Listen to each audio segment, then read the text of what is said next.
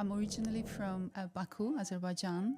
I did my media and journalism. However, the life has better plans for me. Just felt naturally connected to people, working for people, with people. I never looked back from that day. How do you ensure that HR is seen as a strategic business partner, not just as another supporting function? I think we should be moving away from the word itself, HR. It's such an old-fashioned terminology. Right. HR is just a support function. You hire, you pay salaries, you exit the employee. In a modern workplace, growth can be vertical. Stress and burnout is one of the reasons why people quit. So all this younger generation, they love empowerment. They want Right. to feel important. Intrapreneurship, that's another buzz and interesting terminology to look into. Hi everyone, welcome back on another exciting episode of Her Talks, a podcast by Women First Jobs. Thank you so much for showing all the love and support to me, to our audience, to other guests, as well as everyone who's watching. So today we have an amazing personality with us, Fizza Sabir, who is an eminent HR professional, but you don't know the story behind that and the journey which she is actually catering. So let's all welcome Fizza. Hi Fizza, welcome to our show. Would you like to introduce yourself to our audience? Hi. Yes, thank you, Priyanka. Thanks so much for this wonderful and kind invitation to be part of your podcast. My name is Fizza Sabir, and I'm originally from Baku, Azerbaijan, and I have been living in Dubai for the past 18 years. I'm a HR practitioner. I'm a HR advocate, advocate for wellbeing, self-care, self-love, women empowerment, networking. I mean, the list can go on. I am also a co-founder of the one of the largest and most successful HR networks in Dubai. We do have chapters in Abu Dhabi and Riyadh in Saudi, but I hope I can talk about that network later on. I'm a mom of three teenagers. Just having a great time in this beautiful country. Wow, mom of three came as a surprise to me as well. Yeah, you don't look to your age. Thank you. Okay. So you started your journey in journalism and then you moved to HR. I mean, why this transition and what was the reason behind that transition? Well, if I tell you my story from the childhood, I'm coming from a family where music and arts were always at the center of everything, especially from my mom's side. So acting and being in the music industry. So quite naturally, I did my piano. I graduated from the music school, and my parents, they wanted me to pursue a career in music. At the age of 15, 16, I joined a group, girls band, singing. So I was actually singing on the stage. That did not last long because we felt together with my family that it was not the right thing for me. And I had to step down.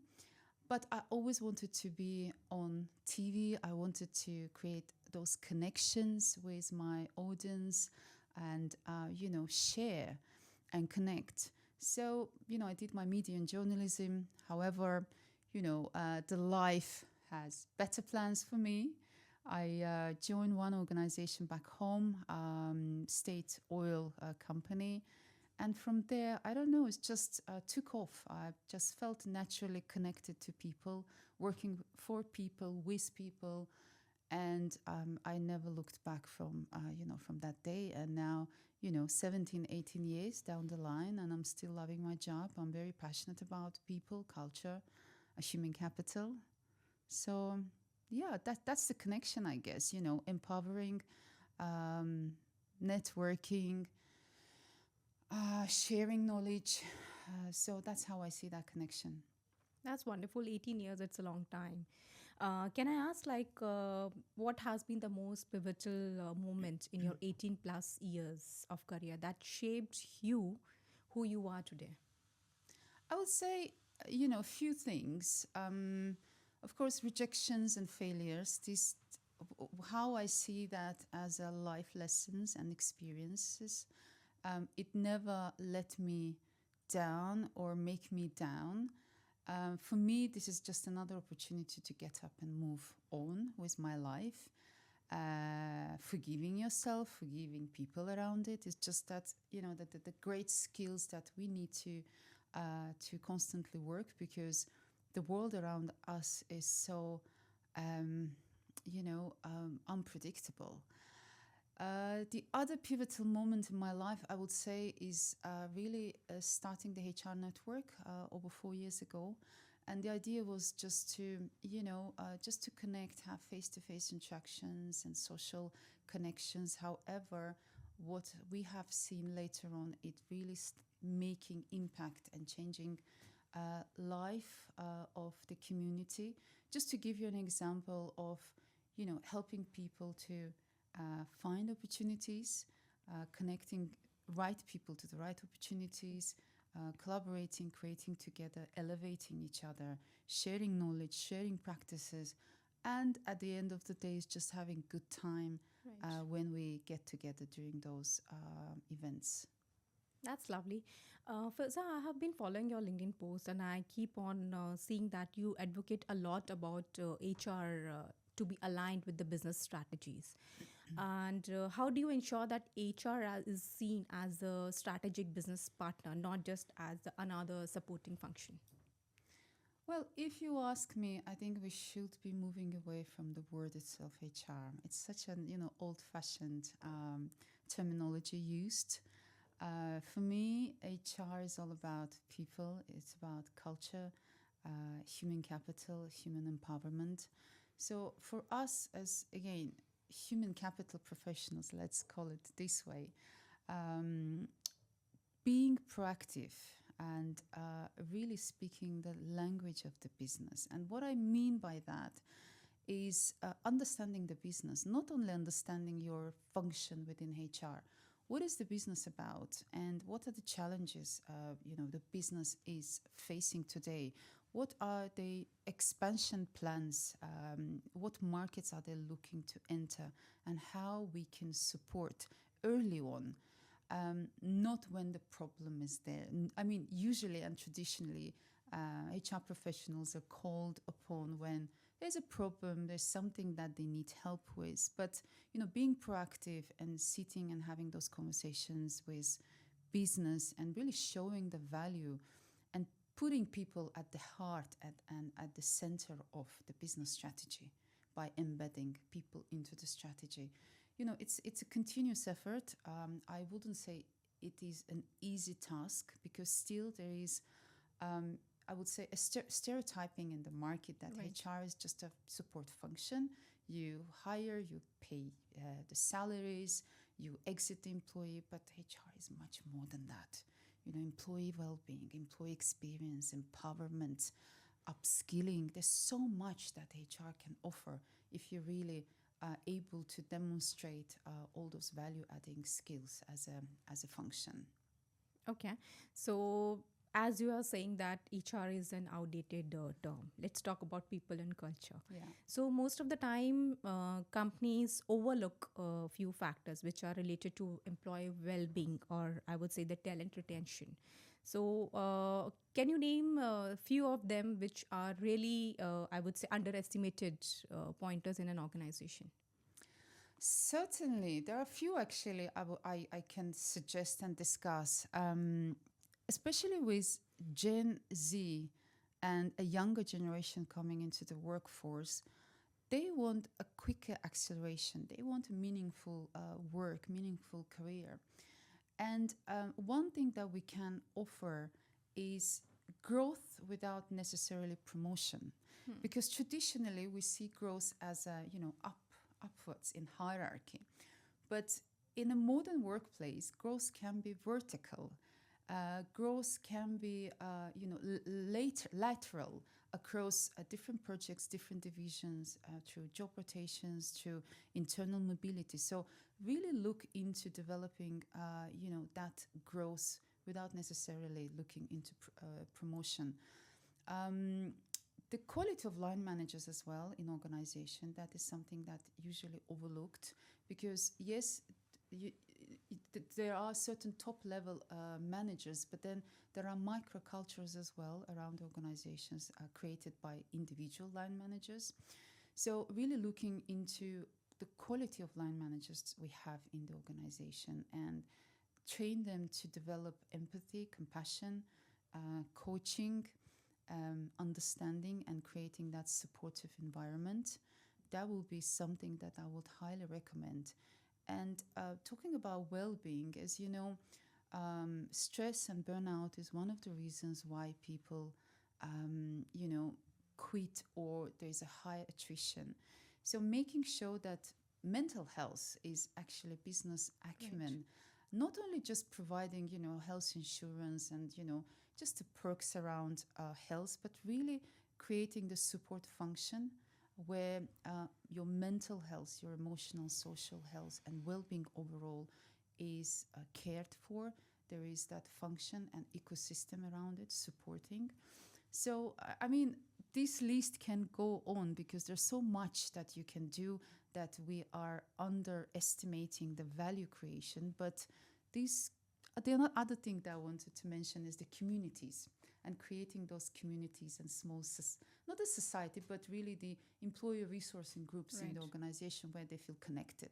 Whether they do voluntary job, they do something that they create value for the society or the community that they live within. Whether that's your D&I groups, young professionals groups, and so on. So you have been vocal a lot about personal branding and intrapreneurship as well. How can companies encourage employees to actually lead from within? I mean, like, they should feel a sense of belonging, and they should think what they are doing, where they are working, they are aligned with that vision. Very good question, because again, as you said, I'm a big believer and an advocate for personal branding / company branding or employee branding, because when you position yourself, eventually you are representing the organization that you are associated with. And entrepreneurship, that's another buzz and interesting terminology to look into, because traditionally we hear a lot around entrepreneurship, going out, branching out, and, doing your startups and so on and so forth. It's not for everybody, right? But when it comes to entrepreneurship, these are the things and activities that, you can empower yourself to do within the organization. So in my opinion, again, having that liberty of taking decisions, or making employees responsible for decision making, identifying those influencers within the organization, because you don't have to be a senior leader to influence people, right? So how will you identify those influencers within your organization and empower them to promote their personal brand, promote the corporate and employer brand? And it all starts with having those conversations, giving the liberty to empower, to make decisions, to have that open space and psychological safety that if I have an idea, I am very confident to come and talk to my line manager, to my seniors about the idea, about, the innovation that I have in mind, or something interesting I learned outside, which I want to bring inside the organizations. Again, many organizations, they have various incubator platforms, innovation hubs, hackathons, to really cultivate those ideas, those proposals around, and then fund it as well. So even, the company that I work for, we do have Next Gen Summit, which happens once a year, for instance, where we bring 100 bright-minded individuals around the world to work on startups. And if your pitch, if your proposal is successful, then the company will fund it. Nice. And you become a project lead or project manager to ensure that this project goes through, various stages till it is up and running and successful. So it's just a mindset of it is important not only from the personal branding perspective, but corporate branding and employee branding as well, because your employees are the best ambassadors for your Right. organization. Okay. So you are running one of the largest HR networking platform in the region, I would say. What are the gaps you are trying to fill, and what do you think that what surprised you the most in this journey or your learnings? Well, we founded, or I co-founded this HR network platform just during the COVID, I would say, late 2020, early 2021, where we felt that there was a gap in the market to have that community of HR professionals where we can get together, we can, talk about our work and challenges we face. We can be open and honest about it, and we can create those social interactions and connections and growing together. So that was the gap in the market we saw over 4 years ago. We started very small, very humble, 10, 20, 30, 50, 100. And today I'm proud to say that we have over 1,400 HR leaders, HR practitioners from different industries. And we also have chapters in Abu Dhabi as well as in Riyadh. So the way we communicate, the way we collaborate today is through monthly get-togethers and gatherings, which are informal. In Dubai, there are so much happening, right? Every week, you have from one conference to another trade shows and so on. But our objective for this informal gathering is really just to have, chilled evening, having good conversations, laughing, chit-chatting. But more than that, as I said before, is I'm so happy when I have a feedback or a message from someone within the community saying to me, thank you so much. Because of this community, I found a job. Or because of this community, my friend or my relative, my brother, whoever, they've managed to secure a position, or I had an interview, or I hired someone through this network. So that's the power of network, and I strongly believe in power of having good network around yourself and develop those meaningful relationships. So what really inspired you or maybe motivates you when things go wrong or maybe tough? I know you are wearing multiple hats. You are a leader, you are a strategist, you are a networker, and so on. And mother. And a mother as and well, mother, right? Yes, yeah. And a daughter. And then and the list can go on and on, right? Absolutely, yeah. Yeah. Look, I mean, we women, again, we tend to wear multiple hats, right? We may have at times 20 hats on our head, and it's constant juggle around, okay, prioritization, what is important right now. And most of the time we tend to forget what matters to me, what makes me happy. We prioritize others, our children, our families, our work, our parents, everything else but us. So, and being human, we go through different life cycles where we have ups, downs, we have emotions, we cry, we laugh, we get angry, we get happy. These are all around your emotions. And for me, when I find it challenging and difficult to go through those short term turmoils or the challenges, I always look into myself as an individual, what I can do to improve my mental, social, and emotional state. Because once you are not well mentally or socially, it starts impacting your health, your mood, your productivity, and overall. So exercising, really, I just put the music on and I hit the gym.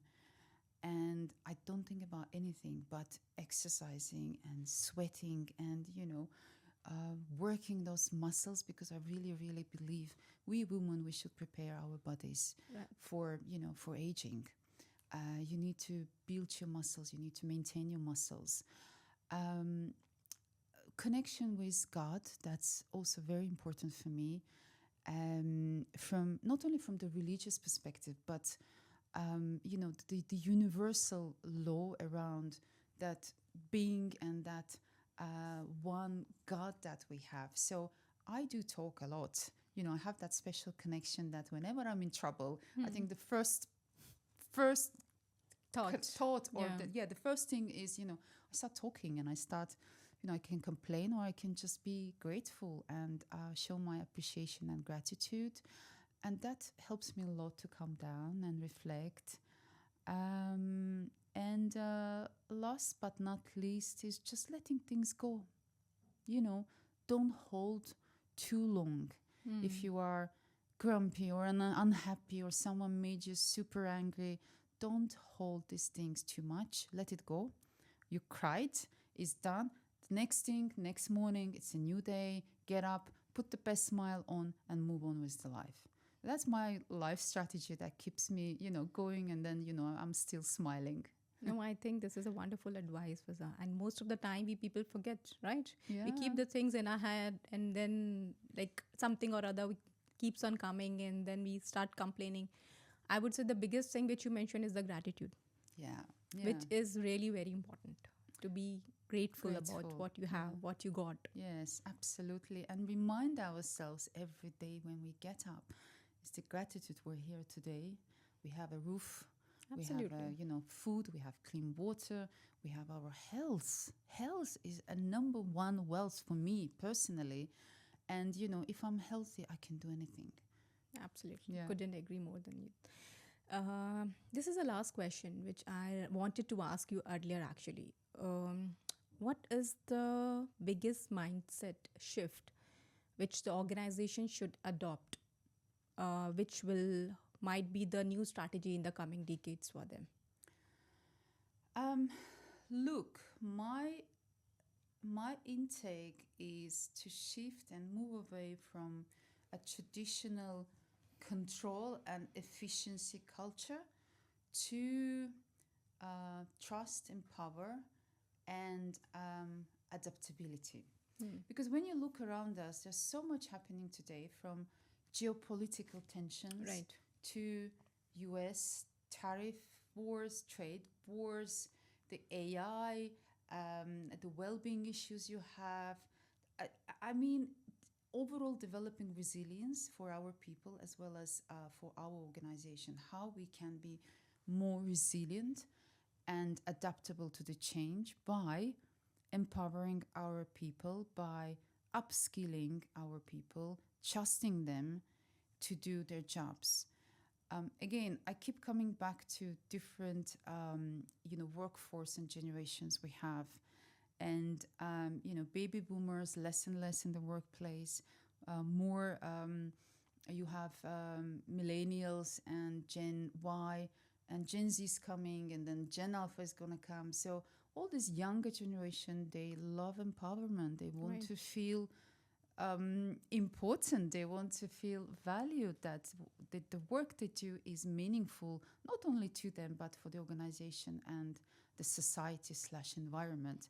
So empower, move away from traditional rigid thinking, boxed thinking and decision making, towards more adaptable flexibility.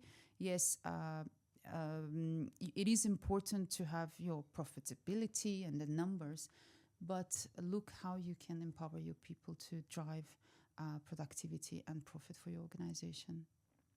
Thank you so much. I think it's a wonderful advice, and we really thoroughly enjoyed the conversation. And thank you so much for coming and sharing your experience with us.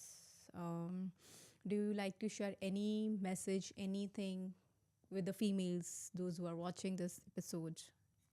Thank you, Priyanka. Thank you so much for this podcast and driving essential conversations for females. And I guess my message to females: together we're strong. If we elevate together, if we support and celebrate each other's success, we will only be more successful and powerful together. So let's grow together. Thank you so much. Thank you.